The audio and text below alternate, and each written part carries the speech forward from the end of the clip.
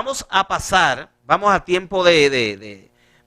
a pasar la biografía de uno de los expresidentes que realmente, uno de los más inteligentes. No, y considerado su gestión, que fue una de las más cortas, sí, una de las gestiones más emblemáticas de toda la historia política de nuestro país. Un verdadero líder. El profesor Juan Bosch, creo que no va a nacer, ni ha nacido otro personaje histórico como el profesor querido Juan Bosch. No tiene que dar vergüenza que los presidentes que pasan en este país ahora no tengan un liderazgo como lo tiene Juan Bosch, creador del partido PLD, como lo tiene José Francisco Peña Gómez, como lo hizo también Balaguer, y eso da vergüenza. Adelante, señor director.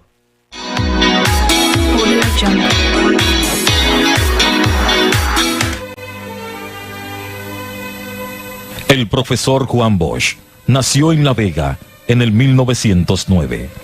Desde muy joven se inició en las letras. Siendo un adolescente escribió el cuento Camino Real. En el 1936 publicó su primera novela, La Mañosa. Acusado de conspirar contra el régimen de Trujillo, fue encarcelado al inicio de la tiranía. Puesto en libertad, pasó luego a laborar en la Oficina Nacional de Estadística.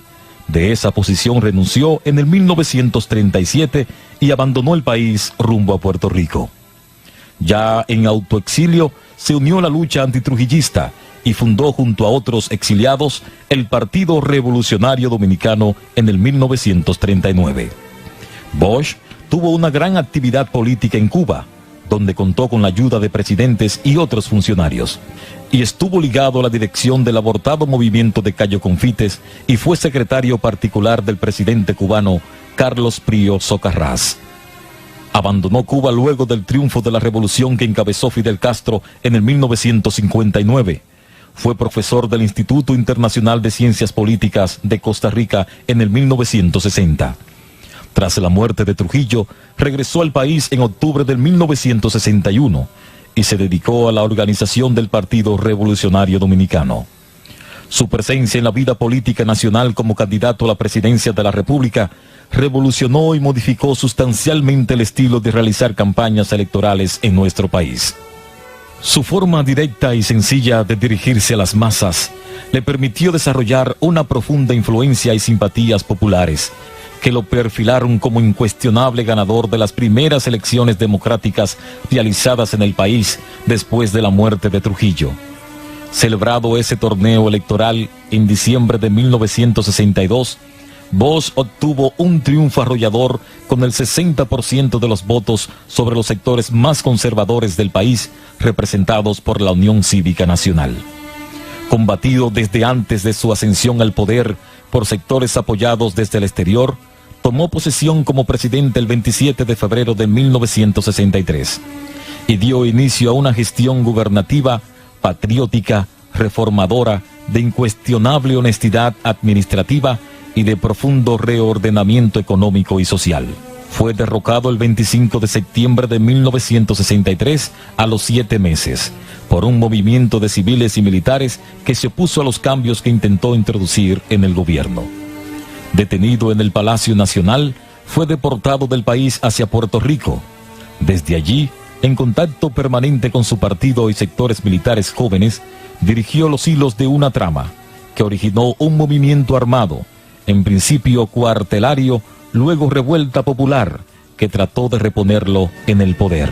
Este acontecimiento, que se inició el 24 de abril del 1965, fue tomado como pretexto por el gobierno de Lyndon B. Johnson para la segunda intervención militar norteamericana en Santo Domingo, hecho que originó la resistencia patriótica de casi todo el pueblo. Más de 5.000 dominicanos perdieron la vida en la contienda, que culminó con un acuerdo negociado por medio de la Organización de Estados Americanos, que dio paso a la instauración del gobierno provisional de Héctor García Godoy. Bosch participó en las elecciones del 1966, bajo condiciones muy desiguales, y fue derrotado por el doctor Joaquín Balaguer, candidato de las tropas interventoras y de los sectores conservadores dominicanos.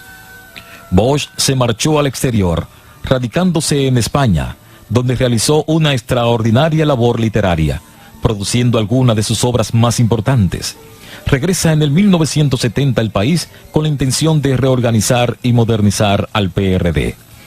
Ese proyecto no fue aceptado por la mayoría de la dirección.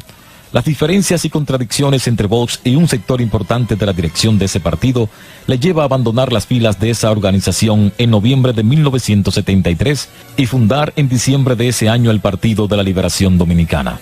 El relevante aporte del profesor Juan Bosch a las letras nacionales y americanas en la narrativa, novelas y ensayos lo convirtieron en una gloria literaria.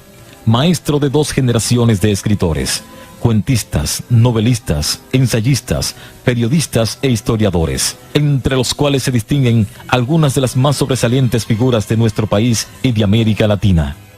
Entre las más conocidas obras literarias, históricas y políticas de Bosch se encuentran Camino Real, La Mañosa, Hostos, El Sembrador, Mujeres en la vida de Hostos, Cuba, La Isla Fascinante, Judas Iscariote, El Calumniado, Trujillo, Causas de una tiranía sin ejemplo, Cuentos escritos en el exilio, David, Biografía de un rey, Más cuentos escritos en el exilio, Crisis de la democracia de América en la República Dominicana, El pentagonismo, Sustituto del imperialismo, El próximo paso, Dictadura con respaldo popular, Composición social dominicana, de Cristóbal Colón a Fidel Castro, El Caribe, Frontera imperial, Cuentos escritos antes del exilio y El oro y la paz.